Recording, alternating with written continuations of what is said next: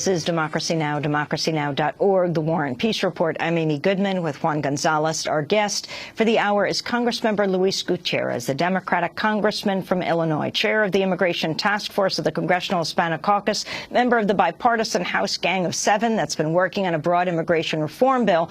And his book is out this month. It's his memoir called Still Dreaming, My Journey from the Barrio to Capitol Hill. Congressmember Gutiérrez, talk about that night 30 years ago. So it's the first week of October. It's 1984. It's a nice night in Chicago. It's probably about 60 degrees. It's not yet cold. My wife and I come back with our daughter Omaira from having dinner with friends. I pick up the Chicago Tribune. I used to love to pick that paper up on Saturday nights because it was so thick, right? So many different parts to it, and read it through the night. And that's what I did, and I fell asleep on the couch in my living room window. At about 3 o'clock in the morning, a rock is thrown through the window of my living room, and a gallon of gasoline is thrown in, a huge Molotov cocktail. I still remember, I call it the Ring of Fire because it was circular, and the flames were high and intense. And I raced up to get my daughter and my wife out of bed.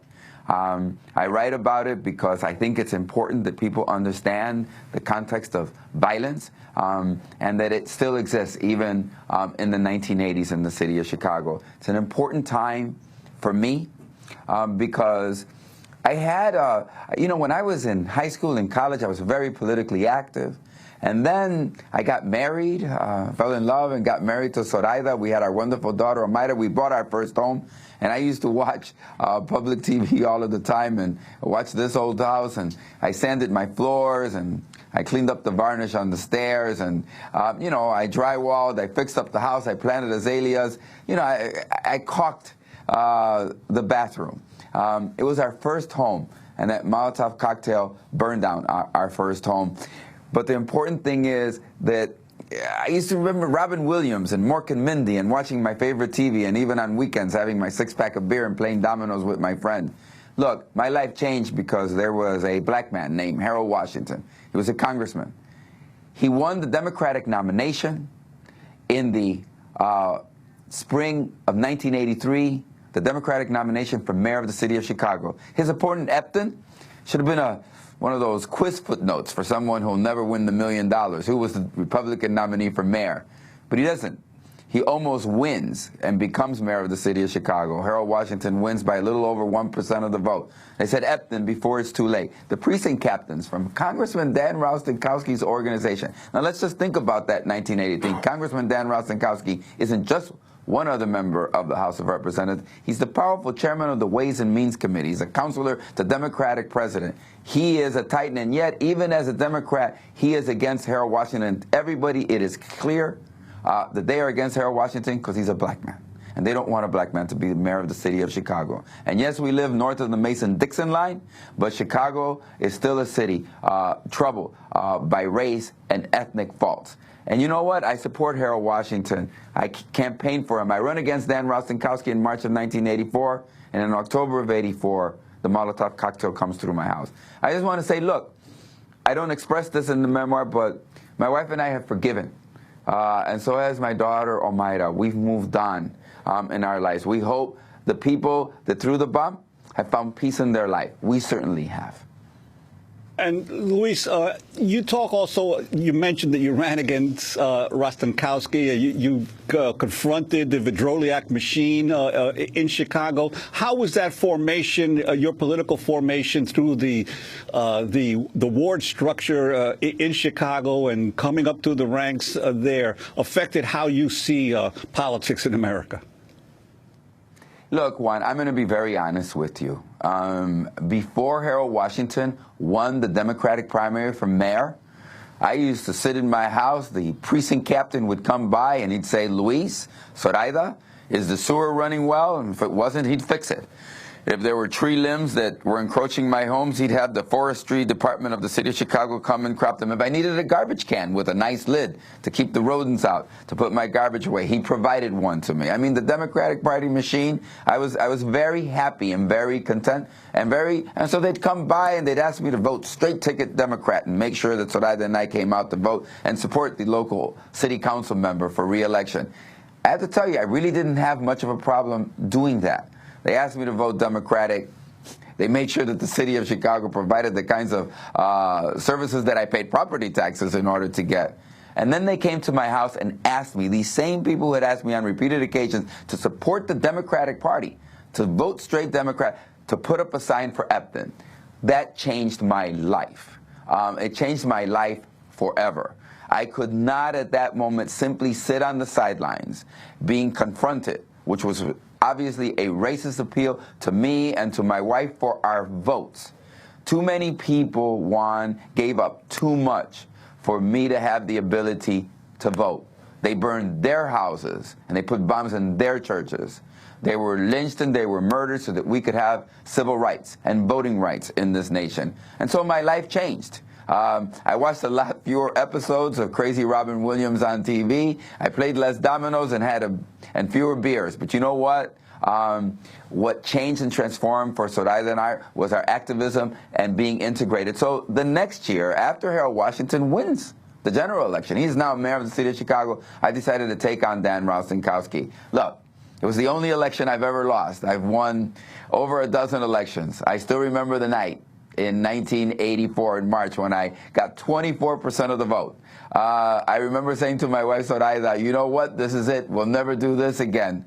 I remember hearing the radio say, it's 7 o'clock and the polls have closed, and a tear coming down my eye, not a tear of sadness, one of happiness that I wouldn't have to go out again. It is a very strong Democratic Party machine. All of my neighbors on my block had Dan Rostenkowski. These are people whose cars I'd helped start in the cold of the winters, who sometimes I had shoveled their snow, whose children played with my daughter, Omaida, and they all had my opponents. I was happy. You know what? I thought I'd never do it again, Juan, until I got back to the campaign office and there were 100 volunteers there, all excited, telling about their challenging of the machine and how the next time we were going to win. I'm happy to them that they had the courage and the vision to uplift me that night. You know what? They were right. 2 years later, I got elected to the Chicago City Council. And, well, you not only got elected, but then yours was a decisive vote, wasn't it, in terms of Harold Washington being able to govern? Well, in Chicago, they called it Beirut on the Lake, Juan. You're very correct. They called it Beirut on the Lake. The mayor did win. He is mayor of the city of Chicago. He controls the 5th floor. But when he nominates people to the Board of Education, when he nominates people to the Chicago Park District, to the city colleges, and the mayor has to make his appointees. So to all these boards and commissions, they are blocked by the Chicago City Council. Because of the 50 Chicago City aldermen, they were called the Verdoliak 29. 29. It was 1 Hispanic and 28 white aldermen who said, Mayor Washington will never get anything done during his first 4 years as I was going to say President of the United States because it almost reminds me of the Congress of the United States and the Republican Party today. They said he'd never get anything done. And then there was a special election. And I think the public should understand, I spend much more time writing about my relationship and how it helped me develop than anything else in the book. Harold Washington was a mentor to me. He was the first mayor of the city of Chicago. He may have been the first black mayor of the city of Chicago, but he was the first mayor of the city of Chicago for me, who gave me and thousands of other Latinos an opportunity. That's what he did. He opened up the floodgates of opportunity for us. So when I got elected in 1986, well, let me just, first of all, so there's a lawsuit, and Mexican-American Legal Defense Fund and others sue the city of Chicago saying, look, those 50 seats, it shouldn't be 28 white aldermen and just 1 Latino. There should be more Latinos in the Chicago City Council. They challenge it. They go to federal court. We win. And so I run. But the incredible thing is when they asked Mayor Washington, they said, Mayor, what are you going to do? City of Chicago is being sued. He's going to say, I'm going to tell the city's lawyer to say we're guilty, because we are. That's the kind of mayor he was. A mayor that took the city of Chicago to court and says we're guilty and created opportunities for me. When I get elected to the Chicago City Council, now there's 25. It's no longer the Verdoliak 29. It's 25 for Harold Washington and 25 members of the Verdoliak group. And in the Chicago City Council, when there's a tie of 25 to 25, guess who breaks the tie? The presiding officer, who happens to be the mayor of the city of Chicago. So I know the mayor, when he presided over those Chicago City Council meetings, could never leave. Because if there was ever a vote or a procedural matter, he had to be there to break the tie. But the floodgate opened. Members of the Board of Education, the Chicago Park, the City College, all the boards and commissions started to get approved. We passed a bond issue, a multi-million-dollar bond issue to fix and repair streets and begin housing and infrastructures and build libraries. We did it as soon as he got the power, as soon as he got the 25 votes. And, you know, it was great being the 25th. We were all important, all 25 of us, but it was good being the last part of that puzzle that gave him the power to begin to change and transform the city of Chicago. Congressmember Gutiérrez, you then ran for Congress and you won in 1992. Of course, ultimately, Dan Rostenkowski, who you had first lost to, went to jail. A very powerful congressman, though he was pardoned by President Clinton. You go to Congress in 1992, but I wanted to go back to your parents, to where you grew up and why your family moved back to Puerto Rico while you were in high school. Sure. You know, thank you. I mean, as I write in the memoir, as I think about it, first of all, look, think of my mom and dad. It's 1952. They were in New York. What headlines would they be reading? Not the ones that Juan writes today. They'd be reading about Puerto Ricans coming from the tropical island of Puerto Rico, bringing tropical diseases. They'd be talking about Puerto Ricans being lazy, about all of them wanting to be on welfare and being a new criminal element abounding in the city of Chicago. That's what greeted my mom and dad with their 5th and 6th grade education without a coat on their back, without understanding the language. That's what they confronted. And I see immigrants today confronting the same thing. Well, my parents always had a dream, Amy, and their dream was to return to that beautiful island of Puerto Rico. And in 1969, they finally accomplished their dream. They buy their nice new French provincial furniture. They buy the new German Ray-engineered record player and stereo. They buy the new Chevy Nova. They pack us all up, and we go back to Puerto Rico. And you know what? For them, it was returning home. As my mom would say in Spanish, esta no es mi tierra. This is not my land. She always wanted to return to her ancestral land, Puerto Rico. But as we were leaving, my sister and I, we sang to the Beatles yesterday. Oh, my troubles seem so far away, as we saw the city of Chicago just vanish in our rearview window. Because my parents were returning to their land, but my sister and I, we were leaving the only land we ever knew, the city of Chicago in the United States of America. And then you suddenly had to go to school and learn Spanish. And, you know, Juan, I grew up in the quintessential Latino bilingual family, right? My parents spoke Spanish all of the time, and I spoke English to them. They understood my English, I understood their Spanish, and, you know, we got along just fine. Until my mom and dad decided, of course, to return to the island of Puerto Rico. And I still remember when I went to register, matriculate in high school, which is your sophomore year there, and the Professor Hernandez says, ¿Y cómo tú te llamas? And what's your name? So I said Luis Gutiérrez or Gutierrez or Gutierrez, any one of an infinite number of ways my name had been pronounced. I was always grateful that they didn't change the spelling, and I really didn't care that much and didn't focus at the age of 15 about how people pronounce my name. But now it became important. And so I said Luis Gutiérrez, and everybody in the classroom started laughing. My mom taught me that night my name. Luis Vicente Gutiérrez Olmedo. Luis Vicente Gutiérrez Olmedo. And I returned the next day to the classroom thinking, I now at least know my name. I've learned a few fundamental words in Spanish, my name, and walking up to a young girl sitting in the classroom and saying, Hola, mi nombre es Luis Vicente Gutiérrez Olmedo. My name is Luis Vicente Gutiérrez Olmedo. And she turned around and she raised her hand frantically. I didn't know why. She seemed so panicked and so scared. And the teacher says, yes, what is it? She says, Maestro, mister, el gringo, he's bothering me.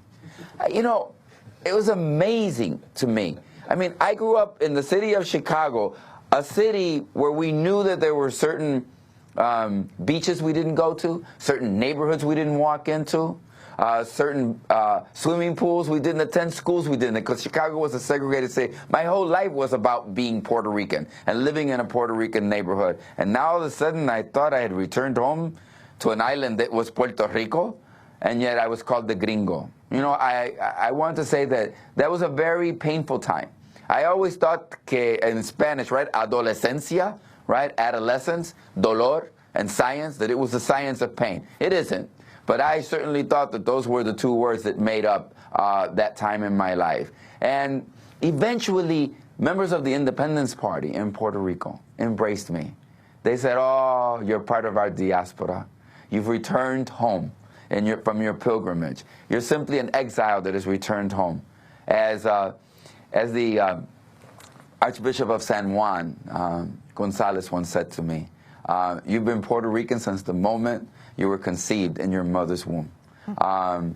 It was a wonderful time of acceptance. Yes, rejection, and at the same time acceptance. And I got involved in electoral politics in Puerto Rico. In 1972, of course, in the United States and in Puerto Rico, they passed laws allowing people to vote at the age of 18. And I was ready to go and vote and change Puerto Rico for the better and fight for its independence.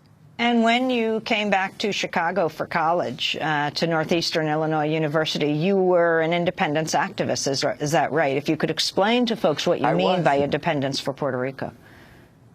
Sure. Well, I thought, look, there are three alternatives to the status of Puerto Rico. There's statehood. There's the current autonomous status, the Commonwealth, which is a colonial status. I wish the autonomous would really develop it, and there's independence. So when I was in college, I used to have a button. One knows the button very well from the Young Lords organization, right? Tengo Puerto Rico en mi corazón. I have Puerto Rico in my heart. And I used to help edit, and we published as students, Que Onde Sola, May It Wave Alone, the Union for Puerto Rican Students. But we did more than simply speak about Puerto Rican independence. We made sure there were professors, Latino professors and Puerto Rican professors for the students there. We made sure that everybody, ironically enough, as an activist for Puerto Rican independence, I understood very early on in 1974 that if we were going to survive, kids not only had to learn about their culture and their history, they had to learn English. And I fought hard for Professor Harold Hild to create an English language program so the young students who had come from the inner city could not only just get into the university, not just survive, but to thrive and gain those English language skills. I remember reading Sonia Sotomayor's memoir, in which she speaks about how she didn't have the requisite skills when she got to college, how she hadn't been. So, you know, it was a time. So I want people to understand that as an independentista, I always thought in being self-sufficient and being independent, not only in the island's independence, but your own personal independence. And you only truly create that independence if you have knowledge. And one of the basic fundamental points of knowledge in any society is the language and being able to have a command of it. We're going to break and then come back to Congressmember Luis Gutiérrez. And as we go to our break, you might want to sing along with the music, Luis. This is Democracy Now! We'll be back in a minute. I have been, Amy. I have been.